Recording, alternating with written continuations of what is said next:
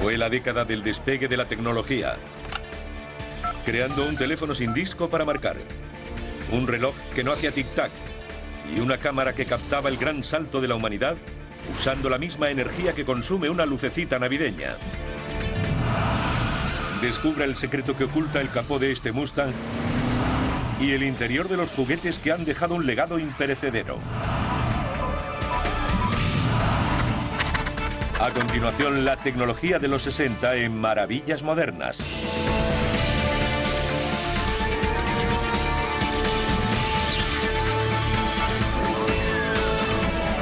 Maravillas Modernas. La tecnología de los 60.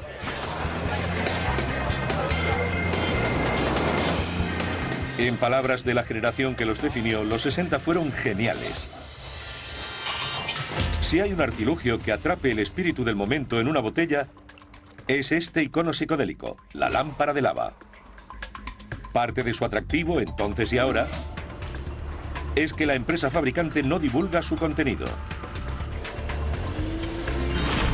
Los empleados de la compañía hacen un juramento de confidencialidad cuando son contratados para asegurar que los misteriosos componentes permanecen en secreto.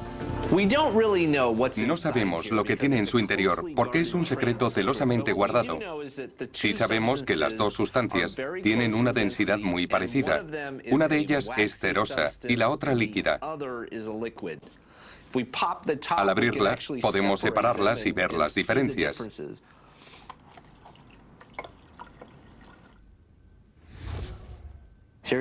Esta es la cera.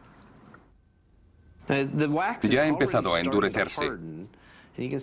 Es como la cera derretida de las velas.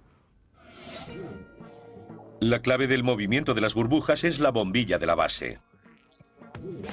Evita que la cera se endurezca y caiga al fondo. El calor funde la cera y la hace expandirse un poco.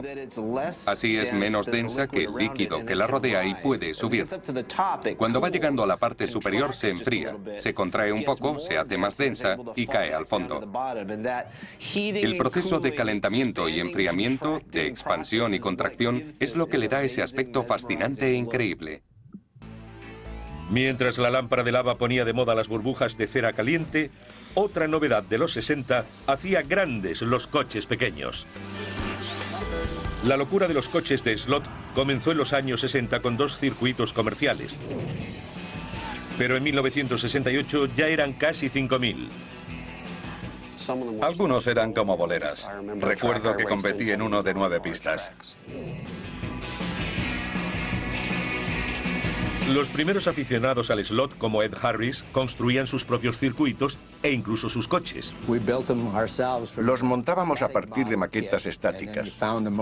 Luego se buscaba el motor, que solía ser de trenes viejos, y los adaptaba a uno mismo. Rapiñaba engranajes y ruedas de donde podía. Los coches de slot de los 60 se parecen a los automóviles de verdad, pero su inusual relación peso-potencia les proporcionaba una aceleración que ya hubiera querido Mario Andretti.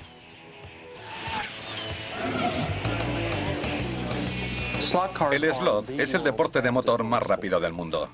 Un coche pasa de 0 a 200 en medio segundo. No hay ninguno real que se le acerque. Estos coches se alimentan por la pista. Tienen motor, pero no batería ni fuente de energía.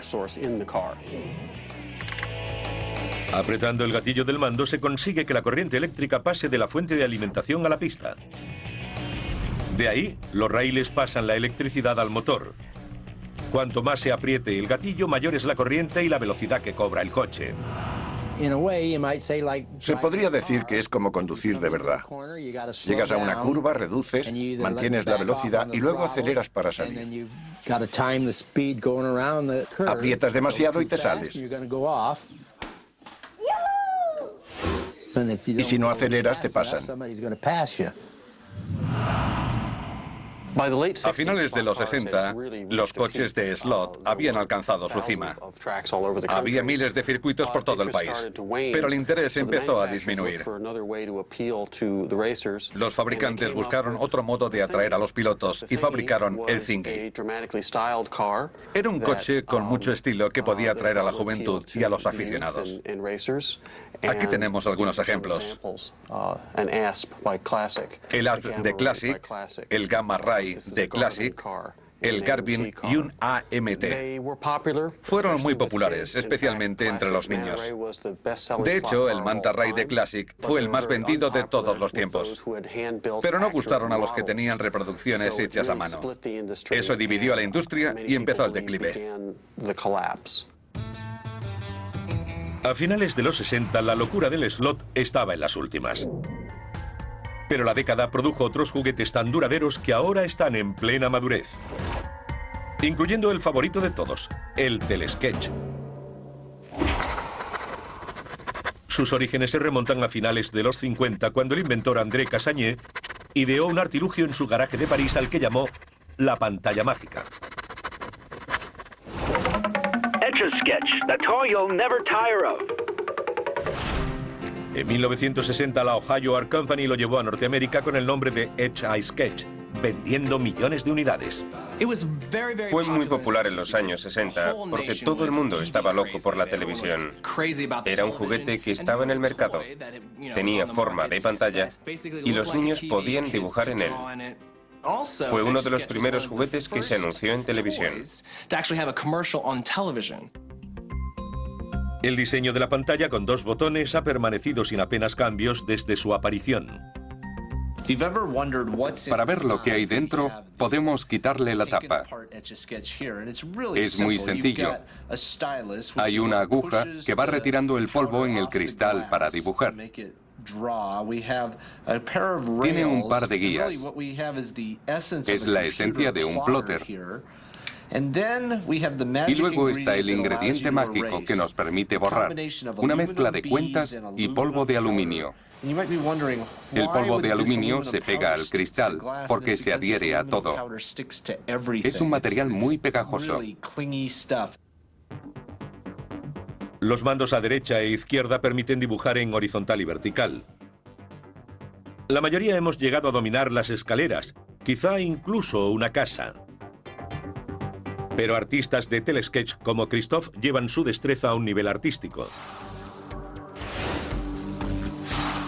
Para alcanzar tal pericia hay que dominar una técnica básica, pero muy importante. El secreto es usar los dos mandos a la vez. Si se mueven hacia adentro, se dibuja una línea diagonal. Si muevo los mandos en direcciones diferentes, se crea otra línea diagonal. Y después, si usas la fuerza, puedes hacer un círculo. Y a partir de ahí las posibilidades son infinitas. Pero cuidado, una vez terminada la obra de arte, no lo agite. El Telesketch no es el único juguete de los 60 que continúa fascinándonos. Un caso ilustrativo es la pelota Super Bowl. Super Bowl regular made from Zectron with 50,000 pounds of compressed energy. Cuando salió al mercado fue una revolución. Saltaba tanto que empezaron a correr rumores sobre la procedencia del caucho. Se hablaba de componentes de Mongolia, de unos árboles con un caucho especial y tonterías por el estilo.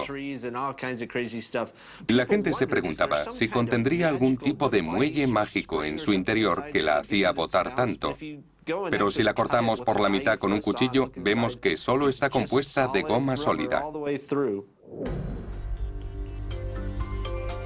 Los ingredientes de la pelota son polibutadieno, el mismo tipo de caucho sintético usado para los neumáticos, y azufre.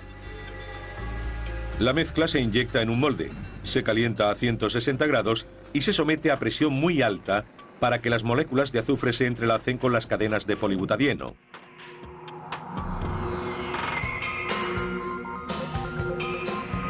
El secreto de su supersalto es la adición de 4 veces más azufre que en los productos de caucho convencional, obligando a que haya más conexiones.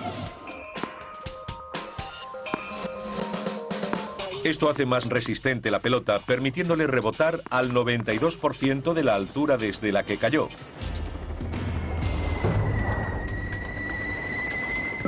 Pero la auténtica potencia se obtiene al chocar. Si la lanzas contra el suelo, puede subir a 3 pisos de altura.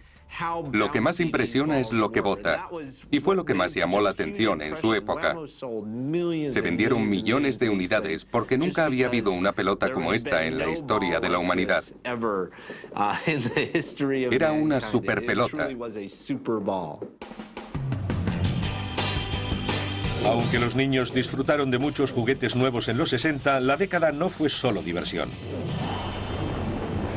Llegamos a la Luna y confiamos en una cámara hecha especialmente para retransmitir ese momento.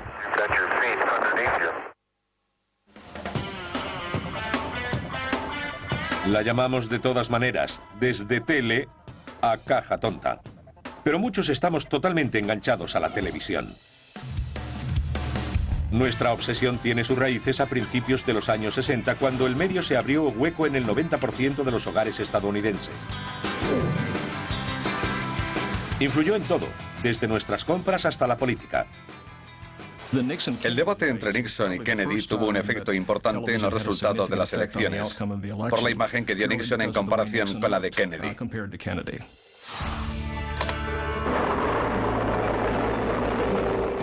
La influencia de este medio alcanzó nuevas cotas el 10 de julio de 1962, cuando la NASA lanzó el Telstar, el primer satélite comercial de comunicaciones del mundo. Se dispusieron 3 estaciones terrestres para transmitir señales de televisión y recibirlas del satélite en órbita. Una en Gun Hilly Downs, en el Reino Unido, otra en Pleymer-Vaudoux, Francia, y otra en Andover, Maine, Estados Unidos. 15 horas después del lanzamiento del Telstar, los técnicos de Andover cruzaban los dedos mientras hacían la primera prueba. La primera transmisión se hizo hacia el Telstar 1 desde aquí. Fue una imagen de la bandera norteamericana ondeando frente al edificio de control, hasta Pleymer-Vaudoux, Francia, la estación terrestre en Europa. El acontecimiento marcó el comienzo de la revolución de las comunicaciones globales instantáneas. La estación terrestre de Andover sigue en funcionamiento hoy. Su emplazamiento es ideal para las comunicaciones por satélite. Estamos en una hondonada rodeados totalmente por montañas. Eso evita las interferencias no deseadas en la señal del satélite.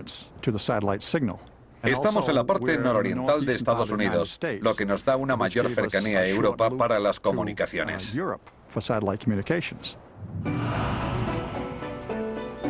Las instalaciones de Andover han sido sometidas a varias mejoras a lo largo de 4 décadas, pero su proceso de transmisión sigue siendo esencialmente el mismo. Para transmitir, los ingenieros de Andover de los 60 codificaban la señal y la enviaban hacia el Telstar. Sending station identification.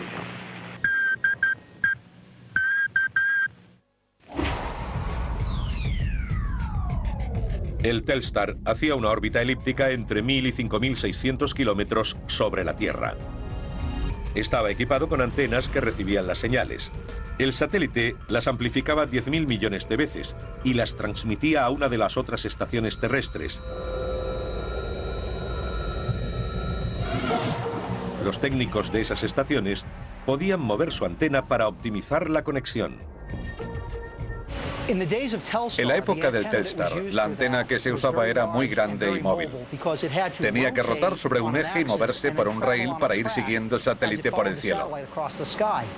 La antena se desplazaba para ir siguiendo al satélite de un lado al otro del horizonte.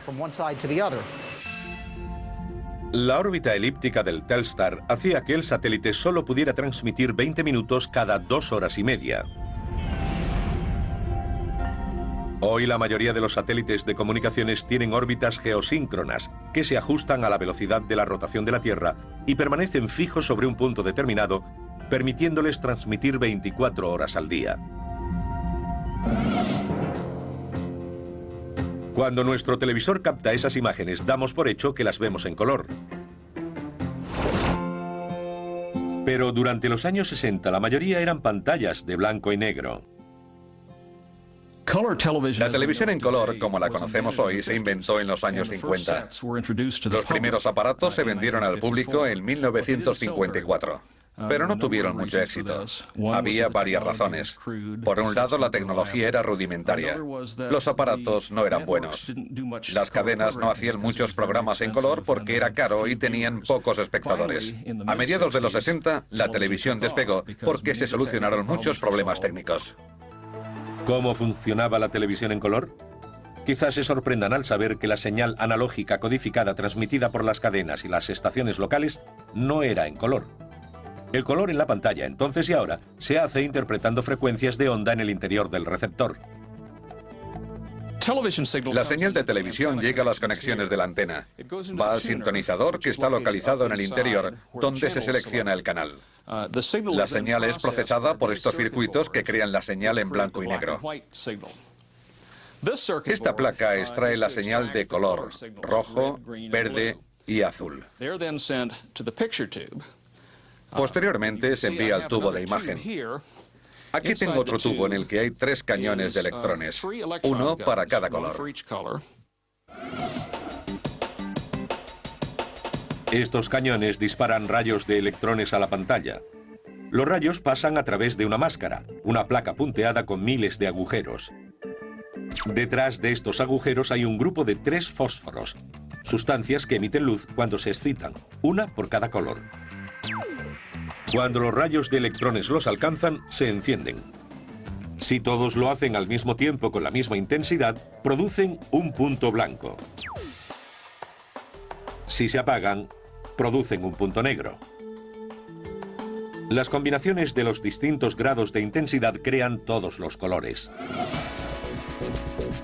Convenientemente alejados de los puntos, contemplamos una gran imagen en color. La tecnología conquistó a los consumidores de los 60. Muchos pagaron hasta $395 por una televisión de 24 pulgadas.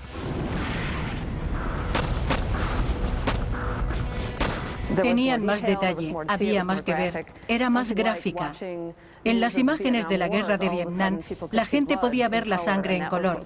Eso fue muy impactante y memorable. Tuvo una gran influencia en el movimiento antibélico. A pesar de la revolución del color, el momento crucial de la televisión se retransmitiría en blanco y negro. El 20 de julio de 1969, más de 600 millones de telespectadores cautivados contemplaban los primeros pasos del hombre en la Luna.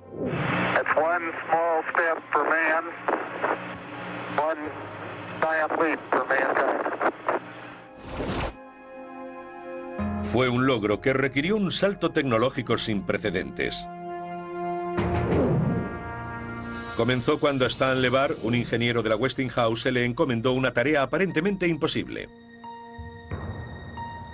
Tenía que diseñar una cámara compacta lo bastante robusta para operar en las condiciones extremas del ambiente lunar y transmitir la señal de vídeo a través de 383.000 kilómetros hasta la Tierra. Cuando nos enfrentamos a esta tarea, el grupo que formamos se concentró en este problema concreto, un problema al que nunca nos habíamos enfrentado.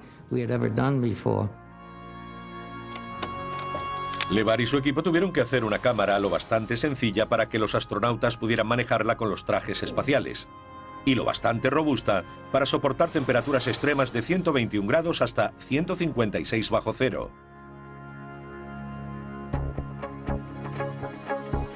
Uno de los mayores retos de LeVar fue hacer que la cámara funcionara con poquísima energía eléctrica.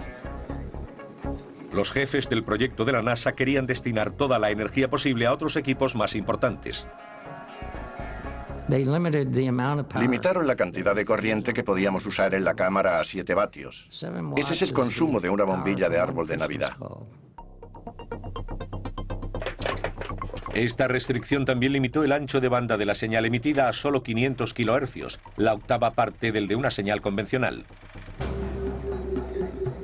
Eso obligó al equipo a idear un nuevo formato. En Estados Unidos, la televisión va a 30 fotogramas por segundo. Esta escanea 10 fotogramas por segundo. La de casa tiene 525 líneas y esta solo 320. Fui informado de que habría que transformar el formato de esta cámara o no sería posible verlo en una emisión normal. Hablamos con la RCA para hacer un convertidor, de modo que cuando recibiéramos la señal en tierra, pudiéramos transformarla antes de enviarla a Houston y emitirla al público. Teníamos una parabólica de 64 metros en el desierto del Mojave. Había otra en Madrid, España, y otra en Australia que cubría los 360 grados de la Tierra. Mientras la Tierra giraba, cambiaba nuestra visión de la Luna.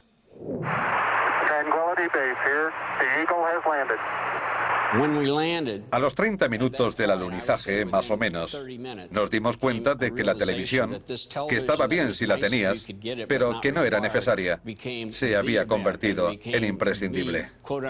Asistimos al primer paso en la Luna. La cámara del Apolo 11 y los complejos procesos de transmisión y conversión funcionaron sin problemas. Las imágenes perdieron una fracción de su limpieza en el viaje desde Australia a Houston. Pero aunque la transmisión era borrosa, captó a Neil Armstrong en directo, dando un salto gigantesco para la humanidad.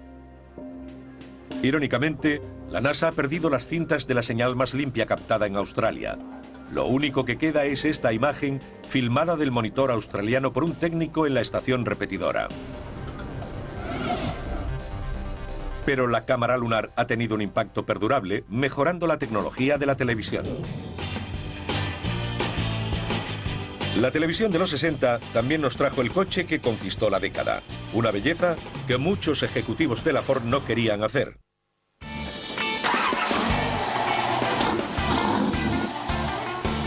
Hay algo en un Mustang de los 60. Es el símbolo de una década.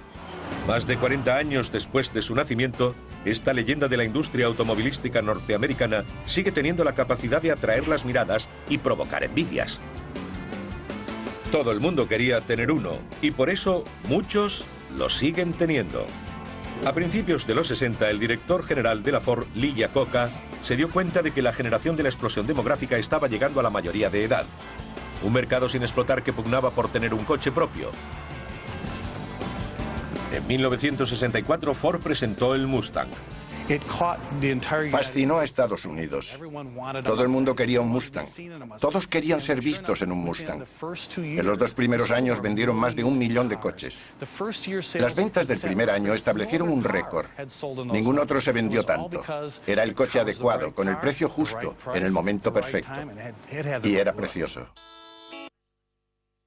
Irónicamente, este icono del automóvil estuvo a punto de no serlo. Iacocca tuvo que convencer a los ejecutivos de la Ford de que necesitaban este coche en vez de su Falcon. Cuando esbozó ese coche juvenil, lo rechazaron. La respuesta fue no una y otra vez. Entonces decidió salir de la sede de la compañía en Michigan Avenue, conducir calle abajo, parar en un pequeño motel llamado Fairline, tomar una habitación y pensar fuera del ambiente de la oficina. Ahí fue donde nació el Mustang.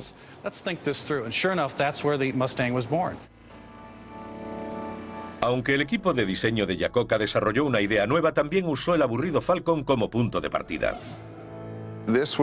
Este era el típico Falcon del 63. El Mustang está basado en ese coche, excepto en el diseño. Tenía la misma plataforma, un chasis monocasco, lo que significa que todo forma una unidad.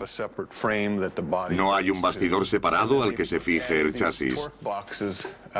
Añadieron estos refuerzos, que son chapas de acero. Dan más resistencia al bastidor y evitan que se combe. Los diseñadores de Ford partieron del chasis y la cuna del motor del Falcon y acortaron la batalla, bajaron la posición de los asientos, redujeron el maletero y alargaron el capó. También le dieron un interior mejor acabado y lo envolvieron con una carrocería elegante, firma de la casa. Cuando decidieron construir un coche deportivo de 4 asientos, discutieron mucho el nombre que ponerle. Algunos querían llamarlo Cougar, y también se barajó el nombre de Torino. El debate terminó cuando se fijaron en este coche tan poco común. Este coche que tengo delante es conocido como el Mustang 1. Se presentó en 1962 como un prototipo. Fue el primer Ford en llevar el nombre Mustang. Causó sensación cuando salió a la venta. Ford tomó prestado el nombre de este modelo. Al final decidió aprovecharse de la publicidad que había generado para llamar Mustang al producto de serie. En la primavera de 1964, la creación de Yacoca llegó al mercado. Tuvo un gran éxito. Se cuentan historias sobre gente haciendo cola ante los concesionarios y multitudes incontenibles. El primer día se vendieron todas las existencias.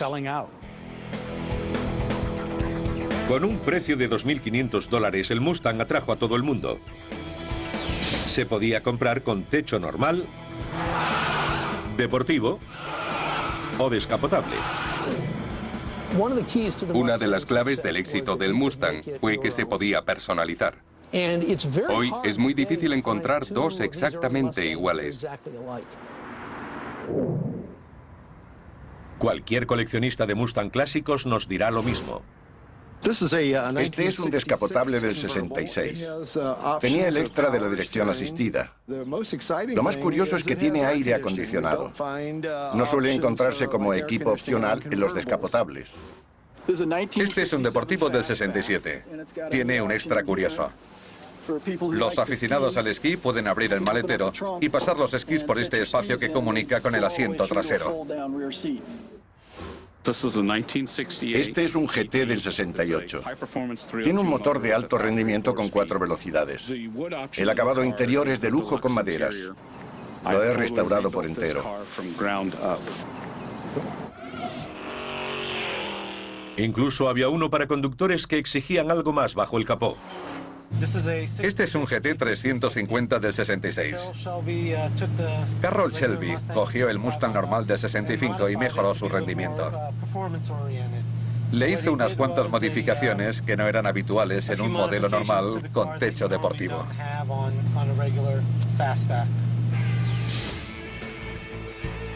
Las modificaciones incluían un motor de 8 cilindros en V, con colector de admisión y carburador especiales, para aumentar la potencia de 271 a 306 caballos. La mayoría prefería este tipo de Mustang, orientado a la velocidad, a la competición. Dan más prestigio. No es un Mustang normal. Shelby no hizo muchos. No todo el mundo podía comprar uno de estos deportivos, pero eso no significaba que no se pudieran conducir. Hertz se dio cuenta de que se le abría un gran mercado de alquiler para gente que no podía comprarlos, pero quería conducirlos. Trabajaron con Shelby para crear una serie especial de GT 350. Los pintaron en negro y oro, que eran los colores de Hertz. Se les llamó GT 350H y se podían alquilar. La gente solía alquilarlos para el fin de semana. Lo llamaban alquiler para correr. Los llevaban a las pistas de dragster, a los circuitos ovales y competían con ellos. Después los devolvían el lunes. Pasaban un buen fin de semana y no era muy caro. Luego los jóvenes decidieron quitar los motores de los Shelby, ponerles otros menos potentes y usarlos en sus coches de diario. Hertz no notó la diferencia.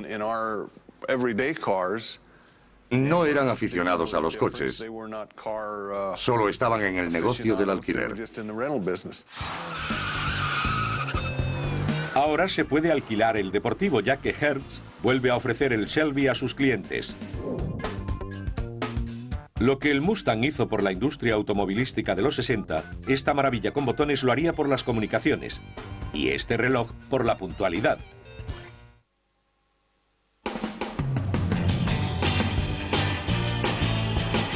La de los 60 fue la primera década completa de rock and roll. Y se podía llevar la música a cualquier parte. Nadie había podido hacerlo antes. Se podía pasear mientras escuchaba música y aunque sonaba fatal a nadie le importaba. Era tan increíble que todos estaban encantados. El artificio que hizo posible el receptor de transistores fue, naturalmente, el transistor. A finales de los 60, esta pequeña maravilla electrónica causó un gran impacto. Los transistores son una tecnología capital, como la rueda o el fuego. Se utilizan en electrónica, en ordenadores. Estos son los llamados transistores diferenciados. Son de los 60 o los 70. No se llaman así porque sean diferentes, sino porque son transistores individuales para ser soldados en las placas de circuitos, cada uno por separado. El transistor había sido inventado en 1947 por 3 científicos de los laboratorios Bell que buscaban un sustituto para las voluminosas válvulas. Descubrieron que podían controlar la corriente a través de esta pieza de cristal mediante los voltajes aplicados. Un bajo voltaje, una pequeña corriente en los cables, producía un gran cambio de corriente a través del cristal. En el caso de un receptor de radio, una señal débil viaja desde la antena a través de varios componentes hasta un transistor. Ahí se amplifica. La señal amplificada se dirige entonces al altavoz, que la traduce a un sonido audible. Los fabricantes de electrónica de los 60 no perdieron tiempo capitalizando la nueva tecnología. Los transistores llegaron al mercado a mediados de los 50, pero hubo que esperar a que empresas japonesas como Sony racionalizaran la producción para que fueran asequibles para todos. En los años 60, Hong Kong y Japón se hicieron con el mercado del transistor y comenzaron a producir radios baratas, hasta el punto de que fueron bajando desde 40 hasta $10. Todo el mundo podía tener una y la quería.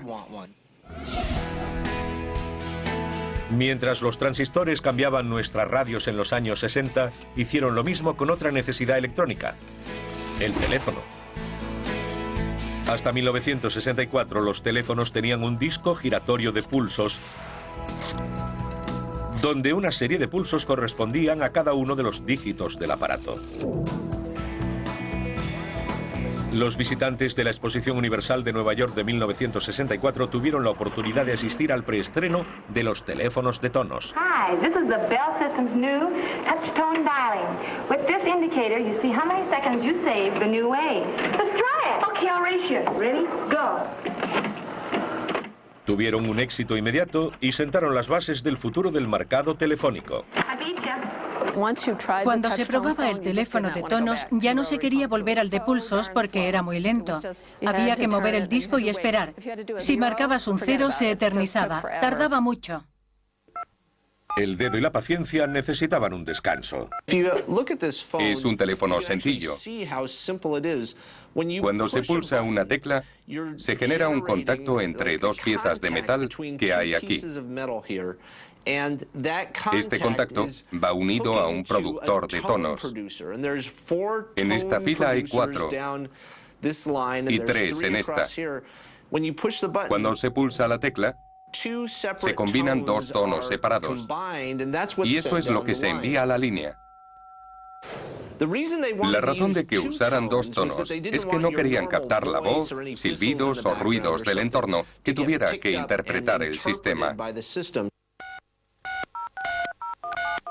En los más de 40 años desde sus inicios, el teléfono de tonos nos ha ahorrado una media de 400 horas de marcado.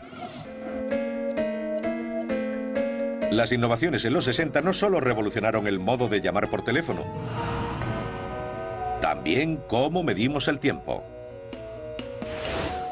Los relojes llevaban 300 años haciendo tic-tac, pero Acutron tenía un movimiento fluido. Este es uno de los Acutron originales de los años 60. Fue lanzado en esa década por Bulova Corporation. Era la primera revolución en 300 años en la medición del tiempo. Antes todos los relojes eran mecánicos. Tenían una rueda balancín que oscilaba de 3 a 5 veces por segundo. El Acutron era diferente. En vez de una rueda balancín que generara el movimiento regular constante del reloj, usaba un diapasón. Este es el diapasón que actúa en uno de los movimientos. Con él se forma un circuito que crea un campo electromagnético.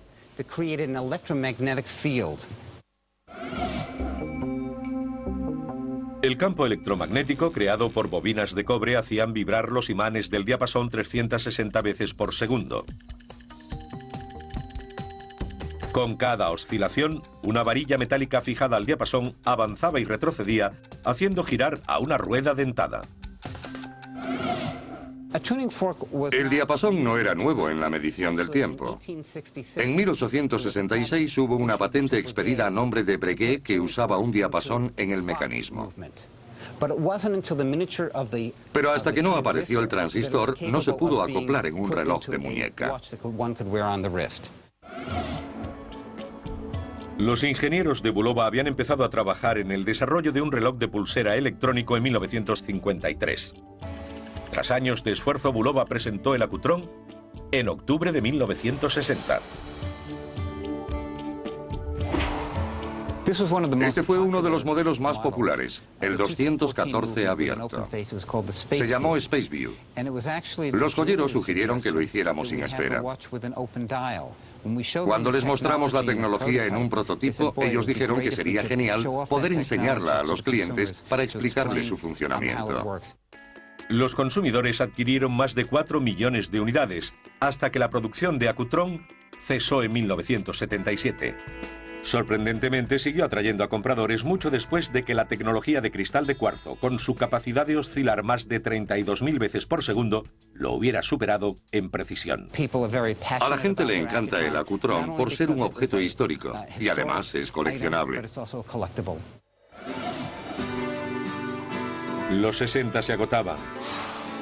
Pero el viaje no iba a acabar todavía, porque la contracultura aún tenía que dejar su huella tecnológica en la década.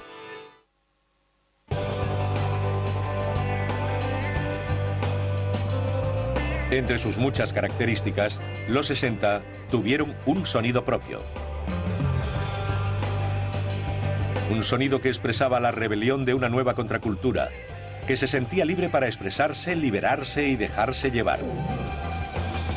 Esta generación inquieta se reunió para crear el gran acontecimiento juvenil de los 60, Woodstock. El gurú técnico que hizo sonar la música en Woodstock fue el ingeniero de sonido Bill Hanley. Hanley todavía conserva los equipos del festival en su garaje. Estos son los mezcladores que usamos en Woodstock. Este otro y ese son los diferentes estilos que tuvimos. El mayor desafío de Hanley en Woodstock fue hacer que la música llegara a todo el mundo por lejos que estuviera del escenario. Yo elegí que fuera en Woodstock. Lo diseñé y lo monté. El público estaría en una especie de anfiteatro. Diseñé los laterales para que canalizaran hacia todos y así estuvieran bajo el alcance de los altavoces. No esperábamos que acudiera tanta gente como la que fue al final. Las necesidades de los grandes festivales de rock obligaron a los ingenieros de sonido a poner micrófonos a los instrumentos, una innovación de los 60 ahora común. Ese es el cambio, el gran cambio en la tecnología. Le puse micrófonos a la batería, a los timbales, al bombo, a la caja, al charles y a los platos. Teníamos 5 o 6 micrófonos en las baterías, cosa que no se hizo hasta el 68 o el 69, excepto Bill en sus grandes conciertos. Antes de los 60, los ingenieros evitaban poner micrófonos a los instrumentos, ya que su acumulación en el escenario creaba un mayor potencial de realimentación. Ese ruido desagradable que oímos cuando se genera un bucle entre el micrófono y el altavoz que reproduce la señal.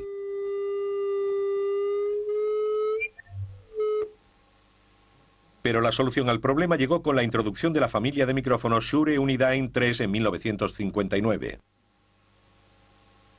Este micrófono fue el avance más importante en los sistemas de megafonía, población y amplificación de sonido de los 60. Antes de esta generación de micrófonos, los más usados recogían el sonido en un ángulo muy abierto.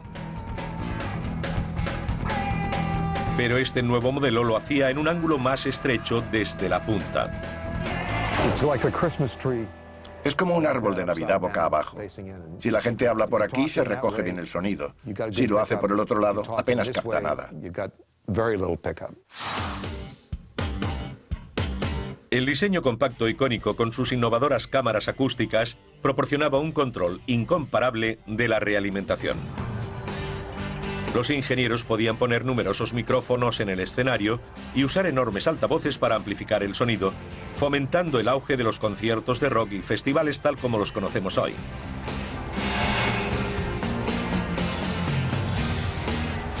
Los conciertos de los 60 no eran solo un espectáculo auditivo, también visual. Artistas como Joshua White estaban detrás del telón psicodélico. ¿Qué había antes de que las luces llenaran el escenario? Nada. No había nada. Era otra época. Eran los 50. Todo era gris. Ibas a un concierto, te sentabas y veías al grupo. Podía haber un telón al fondo y poco más. Pero a finales de los 60 la música empezó a cambiar y a madurar. Tomó un característico sabor psicodélico americano. No había nada que mirar. Era brillante para escuchar, pero había poco que ver. Y se abrió una ventana para la creación de espectáculos de luces psicodélicas, que era algo que veías mientras escuchabas la música. ¿Cómo creaban los artistas como Joshua White este arte psicodélico? Este es el alma de lo que eran los espectáculos de luces. Es un proyector de los que usábamos en el instituto. Cogemos un cristal. Este en concreto es el de un reloj. Entonces empezamos con lo más primario que todos recordamos, que es la parte líquida del espectáculo. Tomamos agua y aceite. Aceite mineral normal. Y echamos un chorro encima del agua.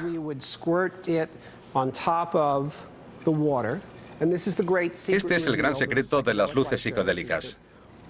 El aceite y el agua no se mezclan. Después añadimos un poco de color. También se pueden añadir otros elementos como alcohol. El plato empieza a producir imágenes psicodélicas por su cuenta. Todo el mundo piensa que hago cosas increíbles, pero no es así. Solo estoy supervisando. Los equipos encargados de las luces tenían un arsenal de herramientas como ruedas de colores, filtros y barras de luz. Todo para que la juventud de los 60 pudiera divertirse con sus propias fantasías psicodélicas. Los 60 podrían describirse como una adolescencia bipolar. El mundo cambió durante esos 10 años tumultuosos. Perdimos la inocencia y desarrollamos tecnología para las décadas venideras.